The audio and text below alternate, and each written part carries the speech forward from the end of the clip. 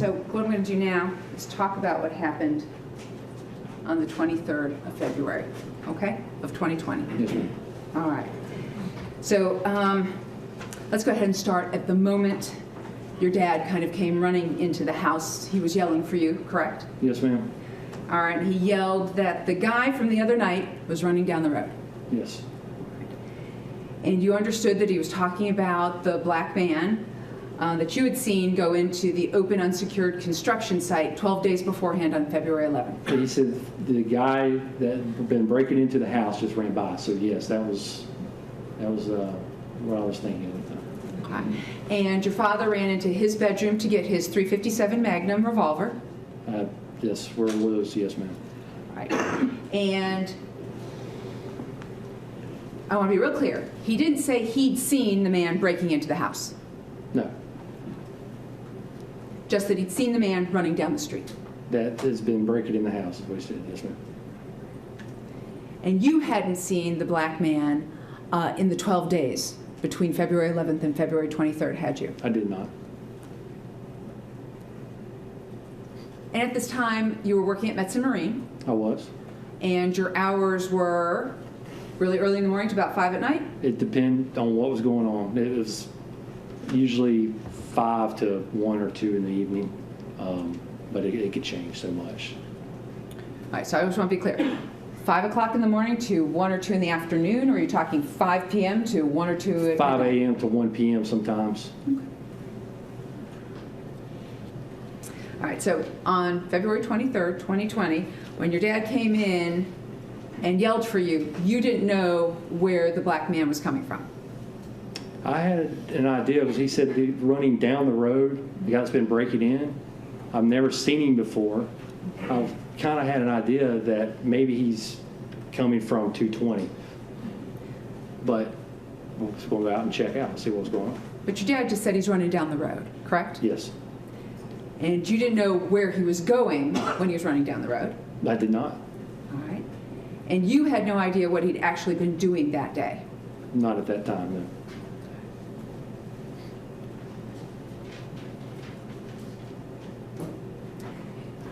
But what you did know at that point in time was that Mr. Arbery had been at the open unsecured construction site on February 11th. Is that right? Yes, And you knew about 2 other times. Is that correct? I knew that he's been there several times, 2 other times, and that stuff has been stolen out of there. And then the way that he reacted to me on the 11th was the thought that was in my mind. Okay. Now, you didn't suspect him of having stolen your handgun out of your car 54 days earlier, did you? No, I have no idea who did that. Did you tell Diego Perez that you knew who did it? No, I didn't. Did you indicate to Diego Perez you had a good idea who was a good suspect in the neighborhood who had done it? To Diego? No, I did not. Did Diego Perez actually show you the videos from his house to see if anyone was going up and down, cars or people? On the first, when my pistol was stolen. Mm-hmm. So I walked around. I started noticing that everybody had these things. So I saw that Diego's house had cameras while I was waiting on the police to come to make the report.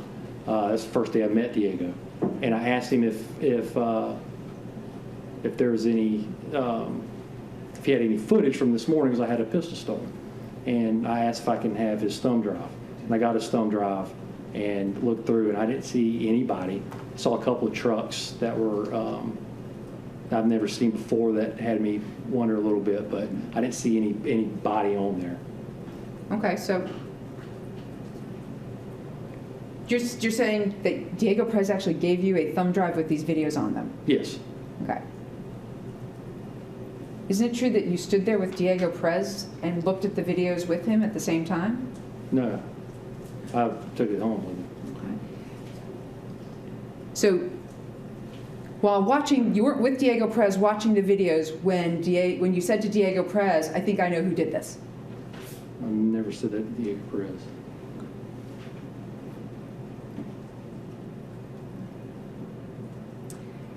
All right, so let's go ahead and go back to February 23rd, 2020, okay? So when you set out with your father, your goal was to go ahead and just talk to Mr. Arbery. Yes, to find out to verify if it was the same individual I saw in the letter. So basically, ID him. I was going to ID him, and then, yes. All right. And at that point in time, when your dad came running and he was all excited, there goes the guy running down the street, you didn't call 911. I did not. All right. Did you tell your dad to call 911? I asked him if he did. I was thinking that, I asked him, have you called 911? Because he comes running in. I thought that he was already on the phone with him or had contacted him because he was outside. And he said yes. So I assumed that that the police had been called at that point. All right. You made a statement to Detective Nohilly hours after this incident, correct? I did. Okay. You never told him that you thought your dad had already called 911.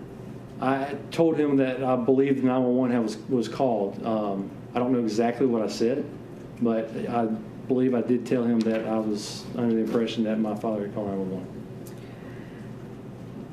Do you remember on about page 9 of your transcript telling Detective Nohilly that Mr. Arbery's running, he won't stop? I said, that's him. Stop right there, stop where you're at, and then you turned to your father and said, call the cops, there he is. Your Honor, if we could show him the transcript. Yeah, if I can have a transcript. Yeah. She's asking about page 9 of the transcript. I don't think he's been shown the transcript. Well, let me ask you this, do you recall telling Detective Nohilly that? I'd like to see the transcripts, exactly what I said.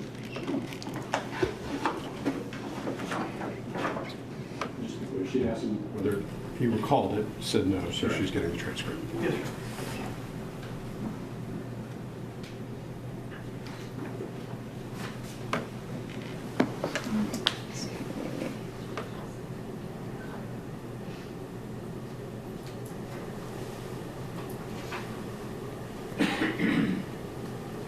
Oh, it's at the very top. That's why I couldn't see it. Take a look at the very top, first couple lines.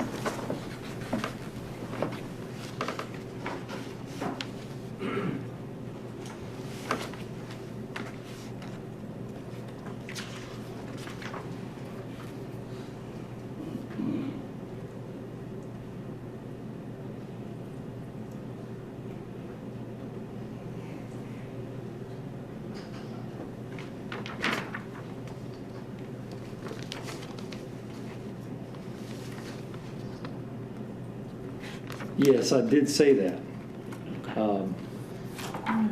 So at this point in time, it's fair to say that you're in the car on Burford with your dad, and you're instructing him at this point in time to call the cops because there he is. Like I said earlier on the first, I was all over the place in this statement.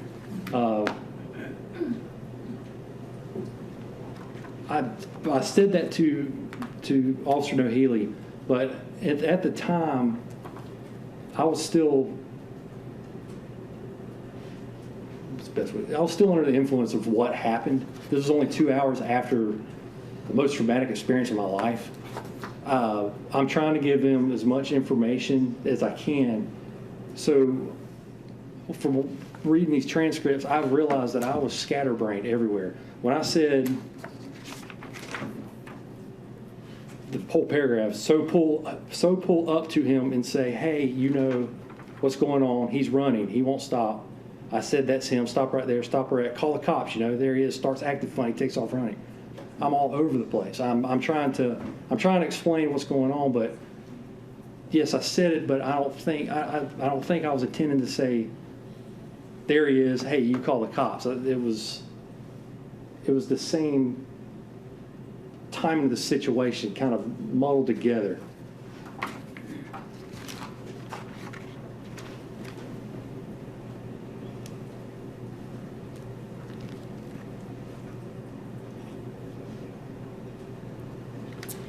So let's go back to the house. Yes, ma'am.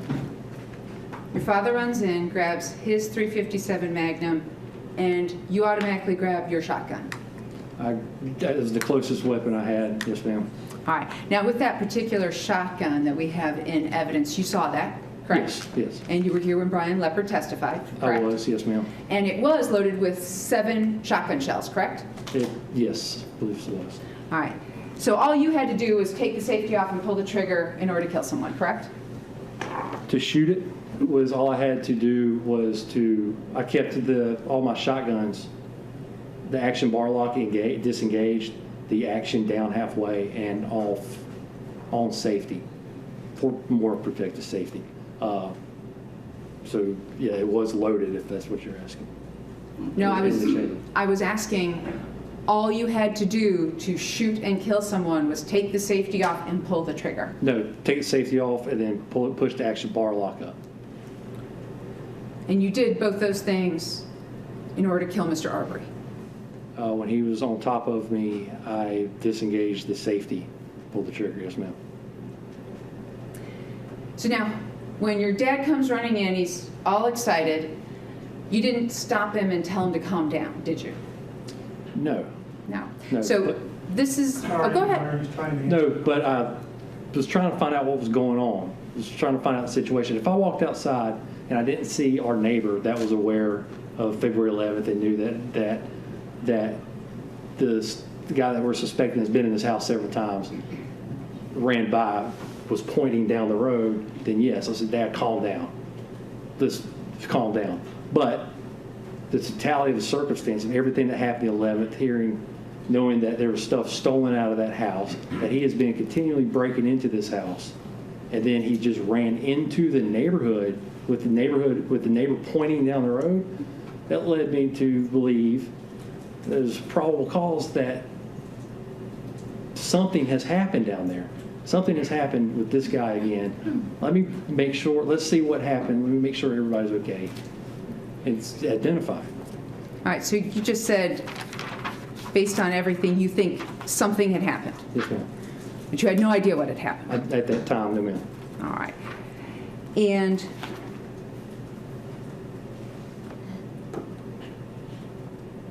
at this point in time, you tell this jury that your father had suffered a couple heart attacks, a stroke, and a hip replacement. Yes, ma'am.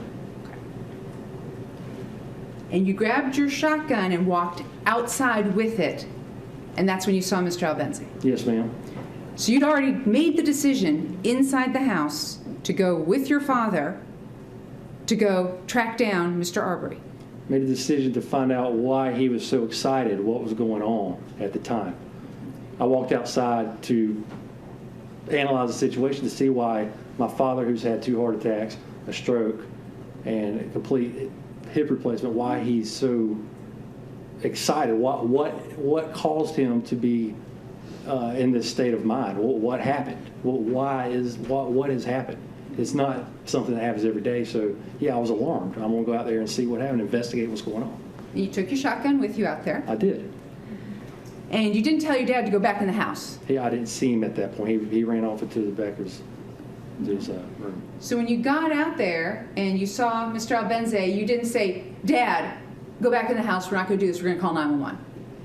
I told him, when he jumped in the truck, when I asked him to call 911, I wanted to make sure that everything was okay, to see what was happening, to verify, to see if it's the same guy.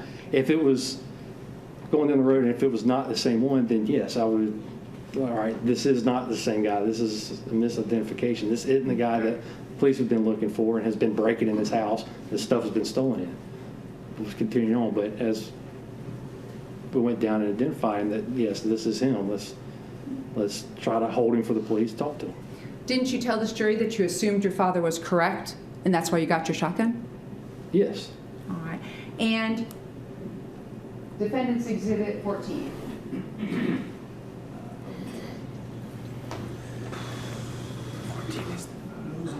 was on the table. Maybe I collected it. Let me look.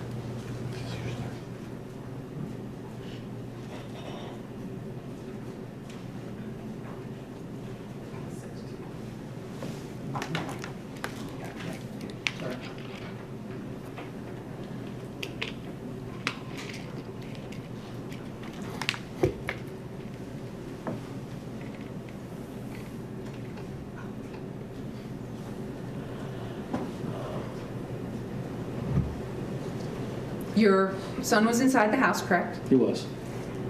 And this car seat was in the car. Yes.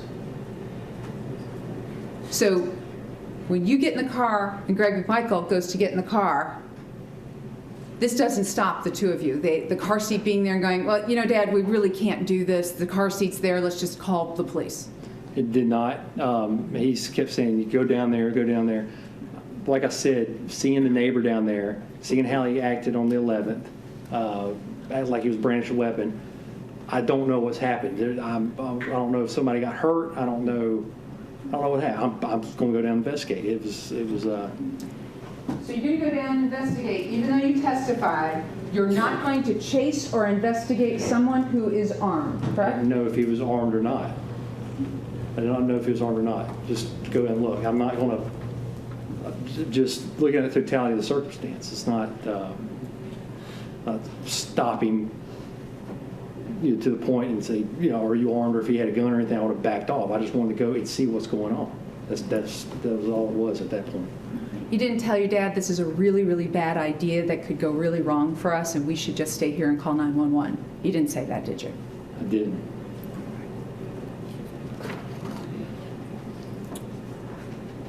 Now, when you got inside the truck, you had your phone with you. Yeah, yes, I had my phone. And you didn't call 911 at that point. I did not. And you didn't give it to your dad to call 911 at that point. No, because I thought that he had called 911 and he had his phone at the time.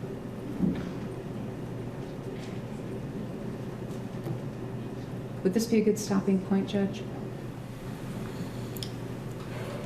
Yeah, well, we can stop here.